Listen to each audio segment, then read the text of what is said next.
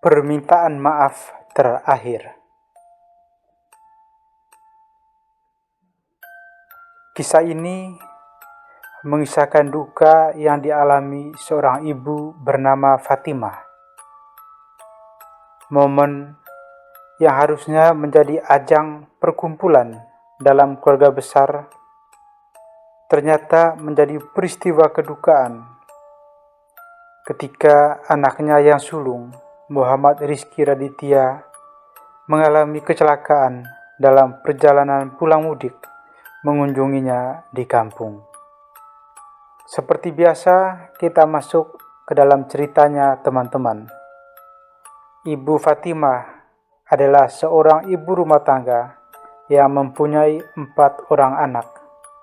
Yang paling besar berumur 24 tahun, Muhammad Rizky Raditya. Anak kedua berumur 19 tahun, Andika Pradana. Anak ketiga berusia 15 tahun, Muhammad Gumilang. Dari pernikahan pertama yang dialami oleh Ibu Fatimah. Dan di pernikahannya yang kedua, ia memiliki seorang anak perempuan bernama Isabella Nur Aisyah, yang saat ini masih berusia 7 tahun dari pernikahan yang kedua. Dan suaminya pun telah meninggal akibat COVID-19 tahun 2020 kemarin. Sebagai ibu yang membesarkan keempat anaknya, Ibu Fatimah sehari-hari mencari nafkah dengan berjualan makan makanan keripik yang dijual di toko oleh-oleh kota Brebes. Beruntung anak pertamanya yang sudah besar paham akan tanggung jawab ibunya, sehingga setelah lulus SMA, Rizky nekat merantau ke Jakarta mencari pekerjaan yang lebih layak dan membantu meringankan keuangan ibunya. Rizky bekerja sebagai security di salah satu bank, dan selama ia bekerja, Rizky tidak pernah telat mengirimkan gajinya itu untuk ibu serta adiknya. Malangnya, beberapa tahun ke belakang, Rizky sudah tidak pernah lagi pulang mudik, karena saat itu adanya anjuran pemerintah untuk tidak mudik pasca COVID-19, dan juga saat Lebaran 2021 kemarin, satu rumah ibunya di kampung terjangkit COVID-19 dan menyebabkan ayah tirinya itu meninggal. Karena sudah lama menahan rindu, Rizky memutuskan pulang ke kampung halaman saat menjelang Lebaran 2022. Dari jauh-jauh hari, Rizky sebenarnya sudah mengutarakan niatnya itu kepada sang ibu. Namun, untuk tanggal pastinya, Rizky enggan memberitahukan kapan ia akan pulang. Sebab Rizky berdalih jika ia sedang mempersiapkan kejutan untuk ibu dan adiknya. Singkat cerita, tanggal 27 kemarin, Rizky sudah mendapatkan jatah cuti Lebaran dari perusahaannya selama 2 minggu. Rizky pun langsung mengemasi pakaian dan memasukkan barang-barang yang akan diberikan kepada ibu serta adiknya ke dalam tas ransel. Di tengah perjalanan, naas motor yang dikendarainya itu oleng dan mengalami kecelakaan tunggal. Di sisi lain, Ibu Fatimah heran dan bertanya-tanya, kenapa Rizky tidak ada kabar? Terakhir kali, ia mendapat WA dari sang anak sulung ketika membangunkan sahur. Selama 2 hari berturut-turut itu pun, Ibu Fatimah selalu memimpikan jika baju sang anak hanyut di sungai. Perasaan Ibu Fatimah semakin tidak karuan, manakala ia mencoba menghubungi salah satu kerabat kos Rizky di Jakarta yang berkata jika Rizky sudah pulang ke kampung halamannya.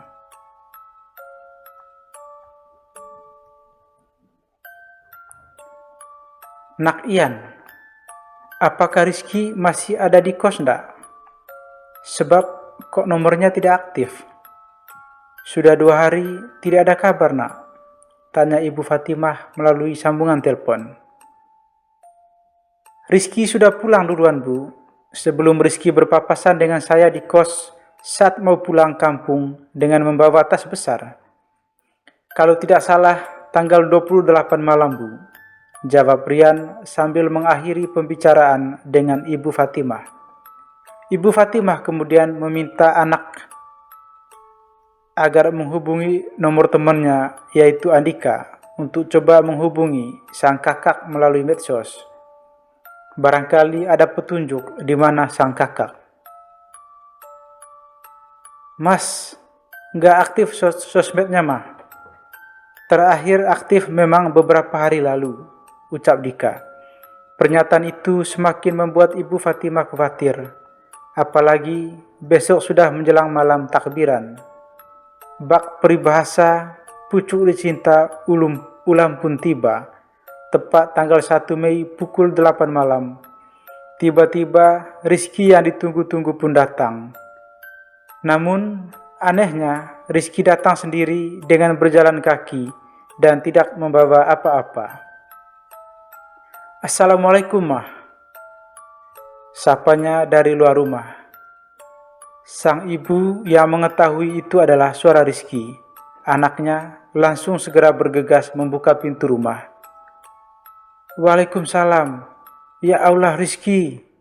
Kamu kok nggak ada kabar sih, Nak, beberapa hari ini? Bikin mama khawatir, ucapnya sambil memeluk dan mencium anaknya. Rizky hanya menyunggingkan senyum tipis dan menjawab kekhawatiran ibunya. Kan Rizky mau kasih kejutan buat mama dan adik-adik, jawab Rizky. Rizky kemudian masuk ke dalam rumah dan duduk di ruang keluarga. Di sana Rizky sudah disambut oleh Dika dan Gumilang yang langsung menyalami kakaknya satu persatu. Mas Rizky, motormu kemana?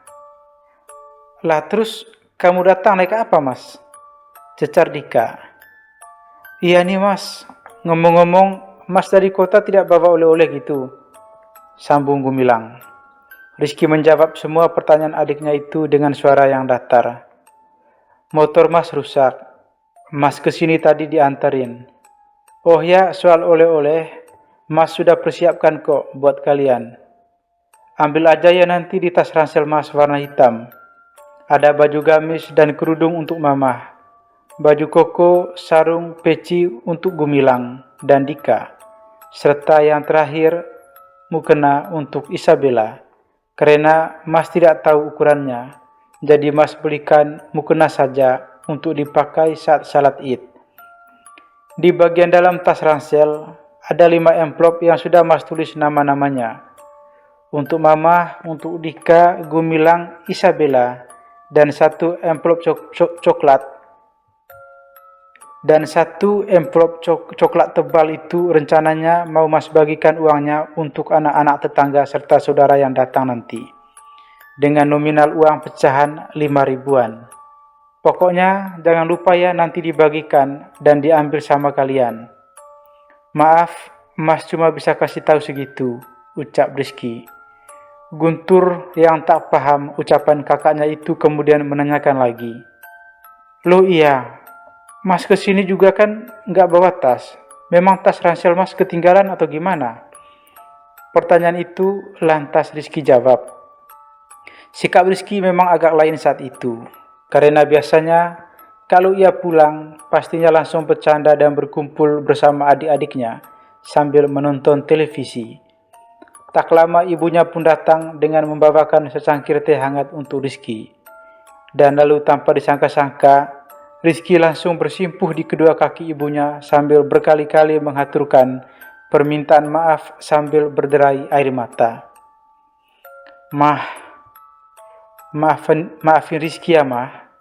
Selama ini Rizky belum bisa menjadi anak yang berbakti untuk Mama. Maaf untuk semua perilaku Rizky, baik ucapan maupun tindakan yang membuat perasaan Mama terluka. Sang ibu pun merasa terharu melihat anaknya yang tidak biasa-biasanya menangis, apalagi di depan adik-adiknya. Loh Mas, maaf-maafnya kan besok, kok udah ngeduluin sih? Tanya Dika. dengan agak terkekeh melihat tingkah kakaknya itu yang dianggap mungkin aneh.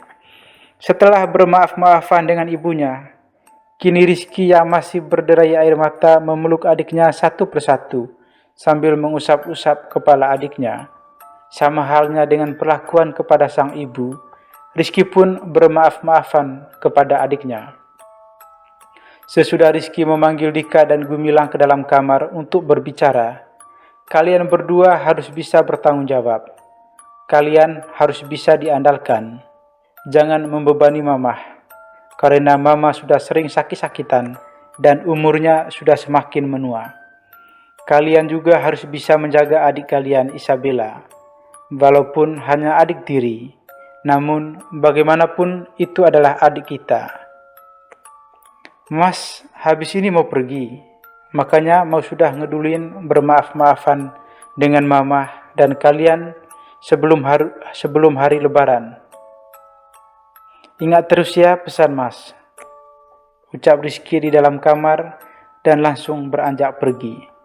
Rizky tak menjawab saat dicecar pertanyaan kemana ia akan pergi baik oleh adik maupun ibu Fatimah. Rizky hanya berpesan jika ia akan segera pergi lagi karena sudah ditunggu.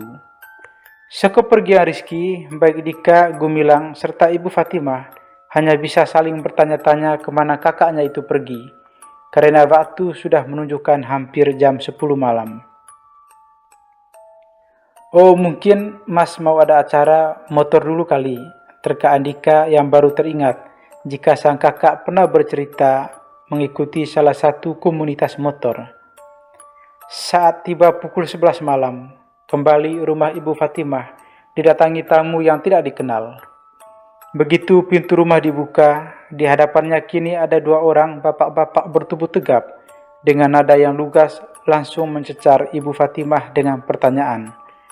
Assalamualaikum, selamat malam. Apa benar ini rumah dari saudara Muhammad Rizky Raditya? Tanya salah seorang bapak tersebut. Waalaikumsalam, iya betul Pak, itu anak saya. Ada perlu apa ya Pak? Jawab Bu Fatimah heran. Bu, anak ibu sudah meninggal. Sekarang jenazahnya ada di rumah sakit terdekat. Sebelumnya maaf Bu, kami terlambat memberitahukan kejadian naas ini karena kami agak kesulitan menyelidiki identitas korban sebab dompet dan handphone korban hilang saat kejadian. Ibu bisakah sekarang ikut kami menjemput jenazah anak ibu? Sontak kaki Ibu Fatimah seketika lemas dan ia pun terjatuh pingsan. Terakhir diketahui dua orang tersebut adalah dua oknum pihak kepolisian. Karena kondisi Ibu Fatimah yang tidak memungkinkan, akhirnya Gumilang dan Andika lah yang menjemput jenazah dari sang kakak yang berada di ruang jenazah di rumah sakit. Gumilang serta Andika pun diberikan tas ransel milik dari almarhum Rizky yang masih terselamatkan. Dengan bercucuran air mata, Dika sang anak kedua melihat-lihat kembali isi tas ransel milik kakaknya. Dan benar saja yang disebutkan oleh kakaknya, jika ada barang-barang yang akan diberikan untuknya dan juga ibunya. Amplop uang lebaran pun masih ada tersimpan di dalam tas, walaupun handphone berikut dompet milik almarhum telah raib dicuri oleh manusia setengah binatang.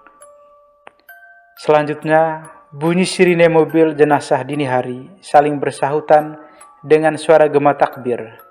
Para warga yang kebetulan masih belum tertidur pun segera melihat ke arah rumah Ibu Fatimah, penasaran dengan apa yang terjadi. Tak terkecuali Ibu Asti dan suaminya Pak Hairudin. Mereka langsung menghampiri rumah Ibu Fatimah dan akhirnya mereka mengetahui jika anak sulung dari Ibu Fatimah telah meninggal. Entah bagaimana perasaan Ibu Fatimah saat itu, dikala ia melihat jenazah sang anak yang diturunkan dari mobil jenazah dengan keadaan sudah tidak bernyawa. Beruntung karena mempunyai tetangga-tetangga yang peduli, di malam hari itu pula baik Pak Hairudin dan beberapa warga lain dengan sigap membantu Ibu Fatimah dalam keadaan yang sedang lemas. Jenazah Rizky langsung dimakamkan saat itu juga, karena jika dibesokkan takutnya akan terbengkalai karena warga akan sibuk bersalam-salaman kepada tetangga atau bahkan saudaranya setelah sholat Id.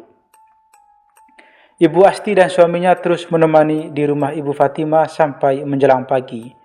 Mereka khawatir dengan keadaan Ibu Fatimah yang begitu sangat terpukul. Adik-adiknya pun tidak menyangka jika kakak mereka akan meninggal secepat ini. Andai saja mereka tahu jika kedatangan Rizky tadi adalah penyampaian maaf yang terakhir, mungkin mereka akan lebih lama memeluk kakaknya itu untuk terakhir kali.